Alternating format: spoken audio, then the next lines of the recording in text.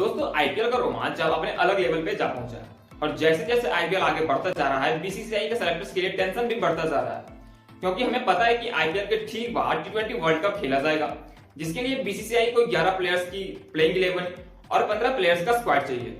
अब उस स्क्वाड में किस प्लेयर को शामिल करना है, इसकी टेंशन बीसीसीआई के चीफ सेलेक्टर्स को सबसे ज्यादा होने वाली है, क्योंकि आईपीएल 2024 में ऐसे ऐसे परफॉर्मेंस देखने को मिल रहे हैं जिसको इग्नोर भी किया नहीं जा सकता, और अगर इनको इग्नोर किया जाता है तो बीसीसीआई के सेलेक्टर्स पे सवाल तुरंत ही खड़े हो जाएंगे, क्योंकि हमने आईपीएल 2024 में देखा है कि बहुत सारे ऐसे परफॉर्मेंस देखने को मिल गए जिसकी हमें उम्मीद नहीं थी। ठीक वैसा ही मुकाबला हमें कल एक देखने को मिला। कल दिल्ली कैपिटल्स और गुजरात टाइटंस की टीम आमने सामने थी और इस मैच में ऋषभ पंत की बल्लेबाजी की अलग ही जलवे देखने को मिले। मतलब भाई साहब कल किस लेवल की बल्लेबाजी करी, आप इस बात से अंदाजा लगा सकते हैं कि उन्होंने मात्र 43 गेंदों में 88 रनों की पारी खेल डाली और लास्ट ओवर में उन्होंने 31 रन ठोक डाले मोहित शर्मा के ओवर में, और उनका स्ट्राइक रेट कल 204 का रहा और उन्होंने कल 8 छक्के जड़े।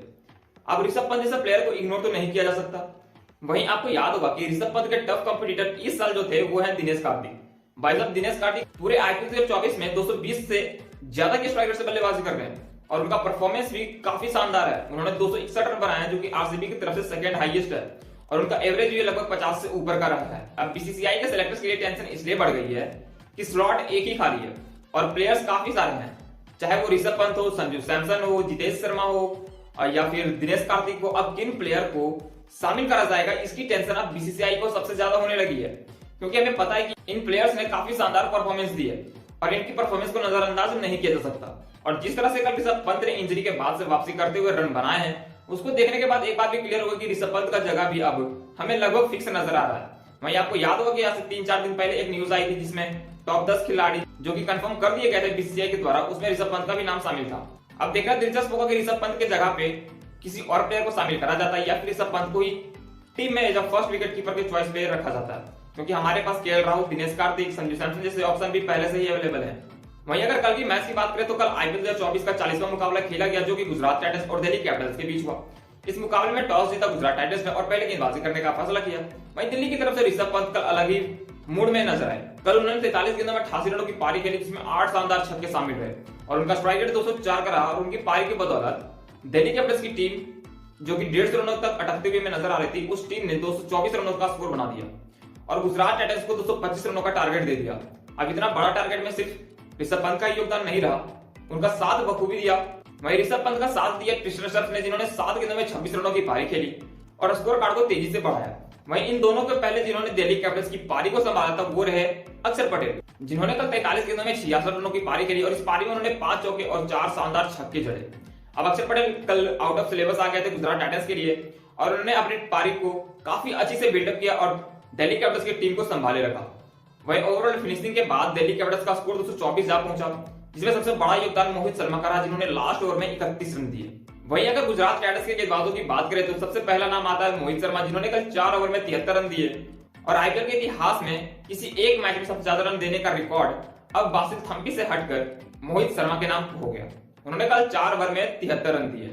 अब समझ लीजिए कि किस लेवल की कुटाई भाई साहब इनकी हुई होगी कल के मैच में, चाहे वो ऋषभ पंत रहे, कृष्णा श्रफ रहे या फिर अक्षर पटेल रहे, किन्हीं ने इनको नहीं बख्शा और 4 ओवर में 73 रन ठोक डाले और ऊपर से इनको एक भी विकेट नहीं मिला और इनका इकोनॉमी रेट जो रहा कल वो रहा 18.2 का।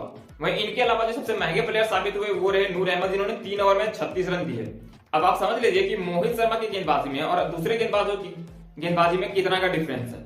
मतलब भाई साहब एक का इकोनॉमी 18.2 का है और दूसरा जिन्होंने सबसे ज्यादा रन दिए उनका इकोनॉमी रेट 12 का है। अब इस लेवल की कुटाई कल मोहित शर्मा की हुई है और मोहित शर्मा की गेंदबाजी के कारण ही दिल्ली कैपिटल्स की टीम 224 रनों तक जा पहुंची। वहीं इस टारगेट को पीछा करने के लिए गुजरात टाइटंस की तरफ से हमें नजर आया एक बार फिर से सुमन गिल और रिद्धिमान साहा की जोड़ी।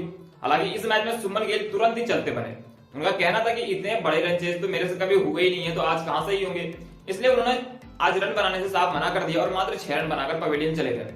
वहीं रिद्धिमान साहा ने एक तरफ से आज मोर्चा संभाले रखा। उन्होंने आज 25 गेंद में 39 रनों की पारी खेली, जिसमें 1 छक्का और 5 चौका शामिल रहा और हमें पता है कि रिद्धिमान साहा का भी साफ कहना है कि वो 40 रन से ऊपर कभी जाते ही नहीं है और आपने इस सीजन उनको 40 रन से ऊपर जाते हुए भी देखा नहीं होगा, क्योंकि वो 40 रन से ऊपर गए ही नहीं है। वहीं इन सबके बाद साई सुदर्शन ने 65 रनों की पारी खेली 39 गेंदों में, जिसमें 7 चौके और 2 छक्के शामिल रहे और इन्होंने गुजरात टाइटंस की पारी को लास्ट तक संभाले रखा।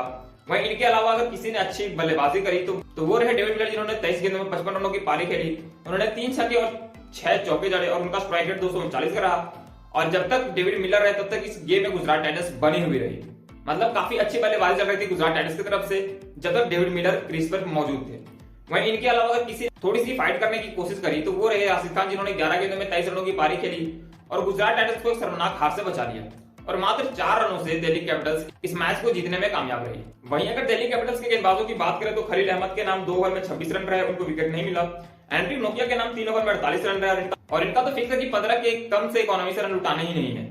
मतलब भाई साहब को कल भी 3 ओवर में 48 रन पड़ गए। इनके अलावा अक्षर पटेल को 3 ओवर में 28 रन और कुलदीप यादव को 4 ओवर में 29 रन पड़े और इस तरह से दिल्ली कैपिटल्स ने इस मैच को 4 रनों से अपने नाम किया। दोस्तों, आपको ऋषभ पंत की पारी के बाद क्या आपको लग रहा है कि इनको टी20 की टीम में शामिल किया जाना चाहिए या नहीं, हमें कमेंट्स में जरूर बताएं। और अगर आप दिल्ली कैपिटल्स या फिर गुजरात टाइटंस की टीम में से किसी एक टीम को प्लेऑफ में देखना चाहते हो तो इस वीडियो को लाइक, चैनल को सब्सक्राइब जरूर करें। मिलते हैं नेक्स्ट वीडियो में, तब तक के लिए जय।